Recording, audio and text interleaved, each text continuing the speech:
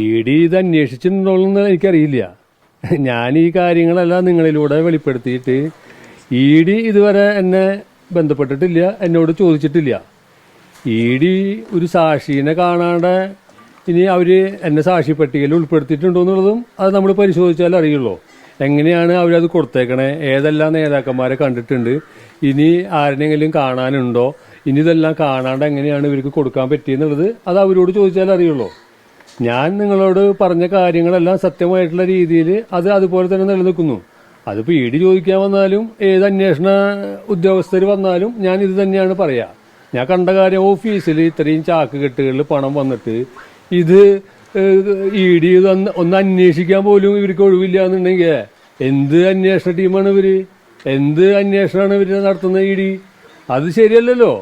ആര് ചെയ്തതായാലും ഇതിപ്പോൾ വ്യക്തമായിട്ട് നിങ്ങൾക്ക് മനസ്സിലാവുമല്ലോ. കാരണം പാർട്ടിയുടെ നേതാക്കന്മാരെ സംരക്ഷിക്കാൻ വേണ്ടിയിട്ടാണ് ED ഇതിങ്ങനെ കൊടുത്തിട്ടുണ്ടാവുക. അല്ലാണ്ട് ഇപ്പോൾ അല്ലെങ്കിൽ ഒന്ന് അന്വേഷണം നടത്തിയിട്ട് യുക്തമായ തീരുമാനം EDക്ക് എടുക്കാം. ഒരു വിവരങ്ങളും അന്വേഷിക്കാതെ വെറുതെ പോയിട്ട് അവർ കുറ്റപത്രം സമർപ്പിച്ചു എന്ന് പറഞ്ഞു കഴിഞ്ഞാൽ അതെല്ലാം ഒരു അന്വേഷണ ടീമിനോടുള്ള ഒരു വിശ്വാസതയെ ചോദ്യം ചെയ്യുന്ന രീതിയിലാണ് എനിക്ക് മനസ്സിലാക്കാൻ സാധിക്കുന്നത്. ഇനിയിപ്പോൾ നിങ്ങൾ എന്താ ചെയ്യാൻ ഉദ്ദേശിക്കുന്നത്? നിങ്ങളാണിപ്പോൾ രണ്ടാമതൊരു ഇത് ഓപ്പൺ ചെയ്തത്.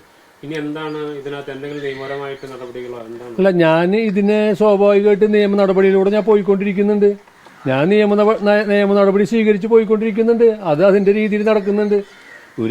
ഒരു സത്യം എന്തായാലും കുറച്ച് വൈകിട്ടായാലും അത് വെളിച്ചം കാണും എന്നുള്ളത് തന്നെയാണ് എൻ്റെ പൂർണ്ണമായിട്ടുള്ള വിശ്വാസം. പ്രത്യേക അന്വേഷണ സംഘം തുടരന്വേഷണം തുടങ്ങിയിരുന്നു. അപ്പൊ അവരൊരു കത്ത് തന്നെ EDക്ക് കൊടുത്തിട്ടുണ്ട്. ഇതിനകത്തൊരു കള്ളപ്പണ ഇടപാട് നടന്നു, തങ്ങളുടെ മൊഴി അടിസ്ഥാനപ്പെടുത്തി ഒരു തുടരന്വേഷണം നടത്താം ED എന്നൊക്കെ പറഞ്ഞൊരു അത് പരിഗണിക്കണം എന്നൊക്കെ പറഞ്ഞ് കത്ത് കൊടുത്തിട്ട് അതുപോലും മുഖവിലേക്ക് എടുത്തില്ല എന്ന് വേണം കരുതാനല്ലേ? അതാണ് EDയും ഈ അന്വേഷണ ടീമും തമ്മിലുള്ള വ്യത്യാസങ്ങൾ.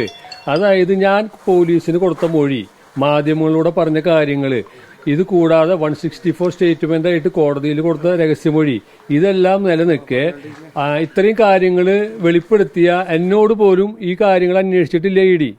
പോലീസ് കറക്റ്റായിട്ട് അവർക്ക് കൊടുത്ത രേഖയിൽ പറഞ്ഞിട്ടുണ്ടെന്ന് പോലീസ് പറഞ്ഞുല്ലോ. കാരണം ഇവിടെ കള്ളപ്പണം വന്നിട്ടുണ്ട്, അത് പറഞ്ഞത് ഞങ്ങളുടെ അന്വേഷണത്തിൽ വന്നിട്ടുണ്ട് എന്ന് മനസ്സിലായി. കള്ളപ്പണ ഇടപാടായ കാരണം ED അന്വേഷിക്കണം, അങ്ങനെ പറഞ്ഞിട്ടാണല്ലോ കത്ത് കൊടുത്തിട്ടുള്ളത്. എന്നിട്ട് അത് അന്വേഷിക്കേണ്ട ചുമതല EDക്കാണ്.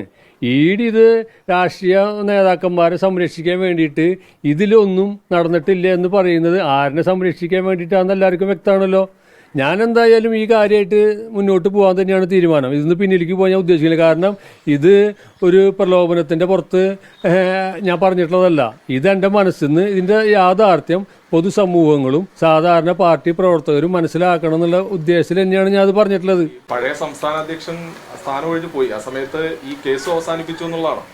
പഴയ സംസ്ഥാന അധ്യക്ഷൻ ഒഴിഞ്ഞു, പുതിയ സംസ്ഥാന അധ്യക്ഷൻ വന്നു. അത് പാർട്ടിയുടെ ഒരു പ്രക്രിയയാണ്, അത് ആ രീതിയിൽ പോക്കോട്ടെ. പക്ഷേ ഈ കേസ് അങ്ങനെ അവസാനിക്കാനായിട്ട് പറ്റില്ലല്ലോ. ഇത് പ്രത്യേകിച്ച് ഇത് കൊടകര റോബറിയുടെ കേസിൻ്റെ കാര്യത്തിനാണ് ഇപ്പോൾ ED അവിടെ അവസാനിപ്പിച്ചു എന്ന് പറഞ്ഞിട്ടുള്ളതാണ് ഞാൻ അറിഞ്ഞിട്ടുള്ളത്.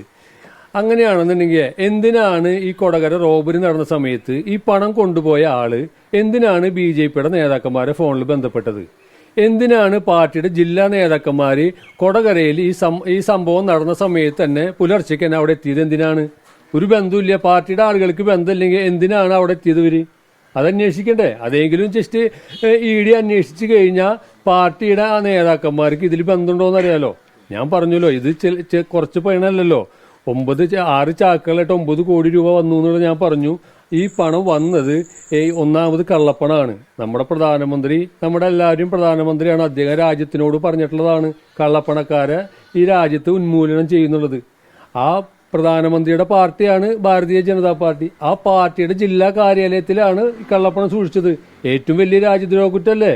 ഈ രാജ്യദ്രോഹ കുറ്റം നടത്തിയ ആളുകളെ, ഈ കള്ളപ്പണ ഇടപാടുകൾ നടത്തിയ ആളുകളെ അന്വേഷിക്കേണ്ടത് കേന്ദ്ര ഏജൻസിയായ ED തന്നെയാണ്.